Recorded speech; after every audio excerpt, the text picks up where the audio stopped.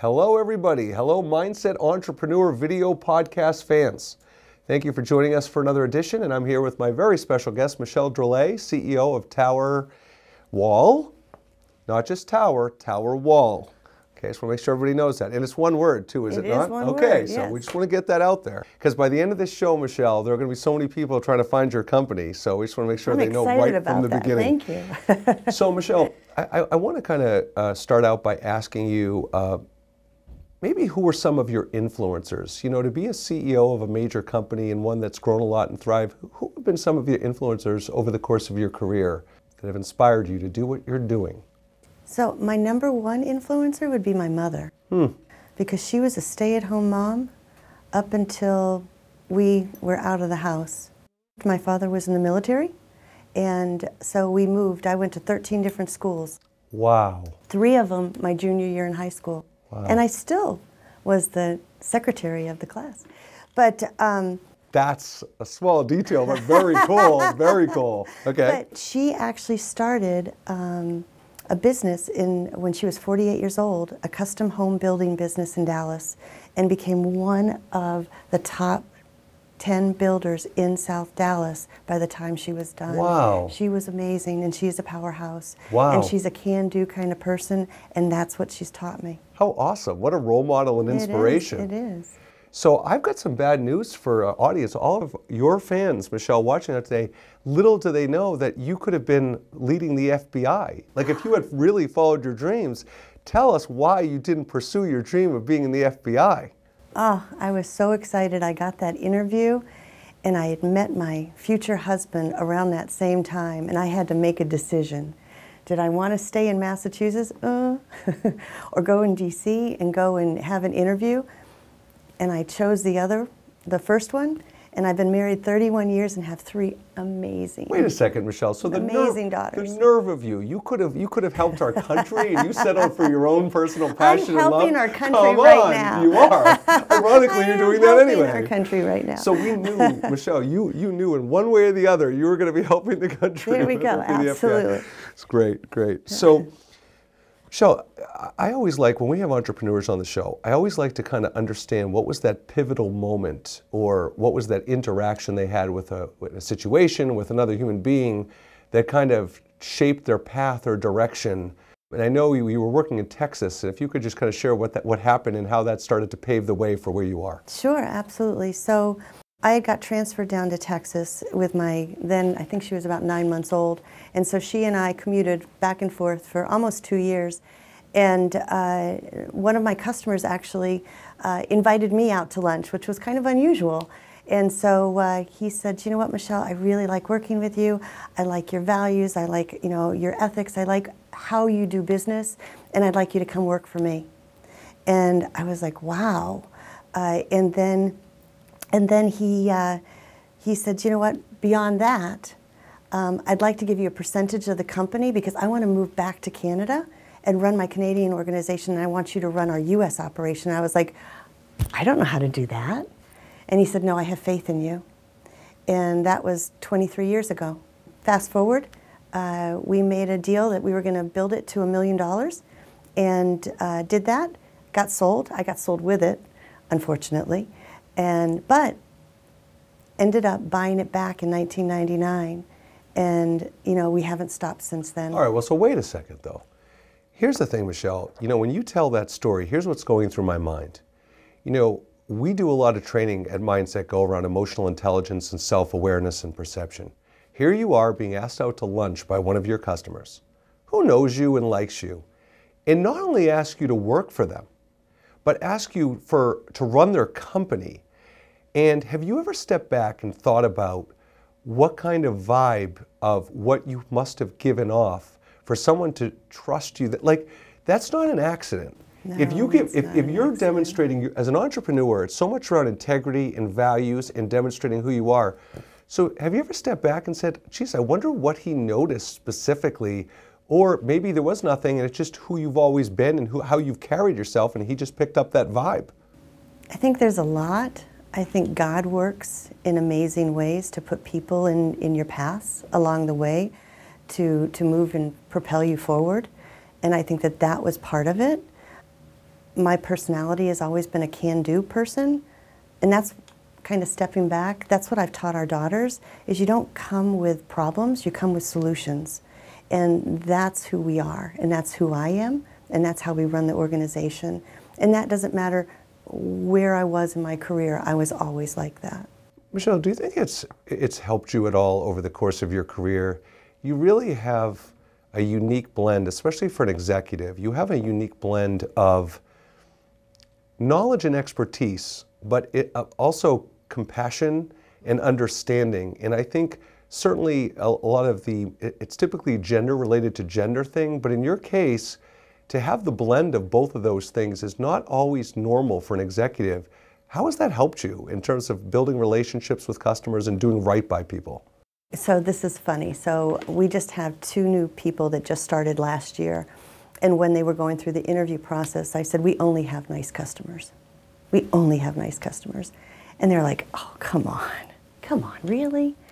And once they started meeting our customers, they were like, oh my gosh, you only have really nice customers. And so I think that's just who we are as a corporation. So let me tell you this. So one of the stories, or one of the things that my father said to me, and it's resonated, so he always said, you don't have to like each other, you don't have to love each other, but you always have to be respectful of each other. And that's how we run our organization, and that's what we do with our customers as well.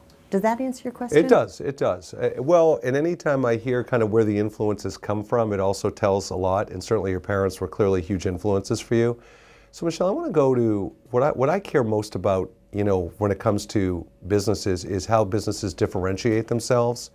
And I think we're in an environment where so many companies, certainly in your industry, but I think across the board, try to portray that they're an expert at everything, and that they can do a little bit of everything. And what I think's really neat about Towerwall is you have a very specific niche. And if you could kind of share, A, why you've chosen that niche, but this is the big piece too, Michelle, in addition to that, how you've been able to stick to it, because it must be so tempting as you've grown to branch out, but you're like, no, we're going to stay in our zone. So, we haven't always done that. Okay, fair enough, fair enough. We haven't always done that. I was, oh yeah, we can do that too. I think I'm older and wiser. Okay. So we don't do that. So great question. Information security is so broad. There's so many different aspects and different facets. I mean, there's the technology, there's the policies, there's the processes, there's the vulnerability, there's all sorts of different things. There's the forensics. And so we chose to say, okay, we are the preparedness piece of an incident. And what that means is that we help organizations build. You wouldn't build a house without a blueprint. You don't want to build an information security program without an information security program plan. You need to have understanding of where you are, where you want to go, and how you're going to get there. And it's all based on risk. And so we help the C-level folks figure out what their risk tolerance is, and then help them build appropriate programs to build that. Well, so interesting. So, for me, one of the things I try to train people on is not to make decisions out of fear. And I think a lot of times fear plays a role because there's a lack of education and knowledge and understanding.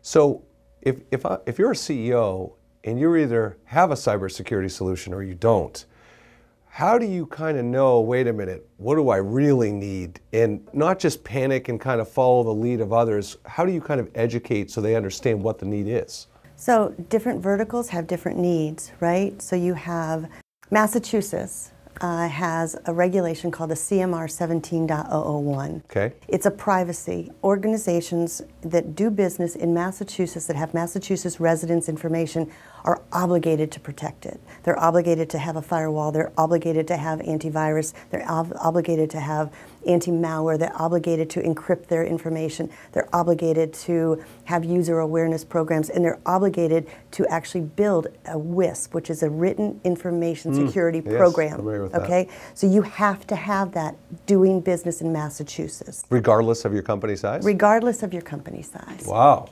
Okay, well, I think it's 25 But users still, above. I mean, but still. how many companies that size are even aware of that? Right. So that's like one piece in Massachusetts that any CEO needs to understand. But let's say you're taking credit cards. So now you're PCI. So now you have to be compliant to PCI. Maybe you're a healthcare organization. Now you have HIPAA. Well, you're taking credit cards, so now you have to be PCI. Oh, and you're in Massachusetts because you're a hospital here. Now I have to be CMR compliant. Oh, well, we have a connection over in the EU. Well, now we have to be GDPR compliant. And you go, whoa, whoa, whoa, whoa, whoa. So what do I do? And so you look at that as a whole, and you build out a program, you know, depending on what those different pieces are. But what I always say to customers, Mark, is that even if you have everything checked off, doesn't mean you're compliant. It doesn't mean you're secure. You could be all those boxes. Yeah, we're doing it. But you're not patching something over there. Equifax. It was an unpatched application. So there's a lot of acronyms you just threw out there, Michelle. Just throwing that out there. So, you know, Michelle, I have to tell you, over the last month, we've had another breach in Facebook. We've had a breach in Google just recently. And I had to tell you, you know my reaction, I don't know much about what you do as far as cyber, I'm not an expert in cybersecurity by any stretch. Sure. But you know what I said to myself when I read those stories is, I said, wow, those companies have to put an infinite amount of resources into cybersecurity. And if they're not getting it, if they're not doing it right, where does that leave us? Like, what's the climate now, Michelle? Because if Google and Facebook aren't getting it, who's going to get it? I think the fundamentals of information security are still not being met. So patching, password changes, you know, firewall updates, using the latest technologies for zero-day attacks and things like that. Did you know that they're on the dark web, you could actually go out as a hacker and rent software as a service, ransomware, less than $240 for a week. You can rent it, go attack, and then send it back. I'm going to have to ask my partner in crime, Peter. I didn't even know there was something called the black web, so now I'm feeling really stupid. Dark web. Or dark, oh, there you go, dark web, oh my God. Michelle, I need you. I don't even know about the dark web. Yes, you do. Okay. So anyway, so building on that question, let's talk about, so I'm sitting there and trying to figure out what are 2 or 3 questions I should be asking myself as a business owner to either know I have the right solution or to know if I even need a solution. So a couple questions. Again, you know, in your heart and your gut, what's your risk tolerance? Okay, that's question number 1. Some CEOs don't care. You know, if we get hacked, and it's just the price of doing business. Other organizations do care and want to take care, and so that they put the proper, you know, pieces in place. So risk is the first question. Where am I vulnerable? Okay, so what type of data do I have that could, you know, act as some type of compromise? You know, could it create some really bad harm to the organization as far as, you know, loss of business or something like that? You know, if something bad happened, would it put me out of business? Okay. Another, when we just talked about all those acronyms, is compliance. You know, organizations have certain obligations depending on what type of business they're in. I mean, we have verticals that we work with, so we work with higher education, and we work with financial organizations, we work with biotech organizations, we work with a lot of retail organizations, and then healthcare organizations. We have other customers out there, but those are our kind of sweet spots. All those organizations have different compliance ordinances that they have to follow as well. So Michelle, let me ask you a question. So let's say if you had to pinpoint, forget cybersecurity, we're not talking cybersecurity now. If you were to determine the one most fundamental characteristic or quality in a relationship with another human being, what do you think it would be? What has to be there? Trust. Trust. So this is what was going through my mind as I was hearing you answer that question. I'm thinking to myself, all right, so let's say I have a breach. Let's say I have a problem with my company, because it's not going to happen to me. So let's say I have the breach, right? I'm thinking, okay, time, cost, rebuilt. I'm thinking of all the different problems I could have. But this is what I don't think a lot of business owners get. What about trust? Because reputation, you can rebuild it, whatever that incidental cost or time is. I mean, that's horrible enough.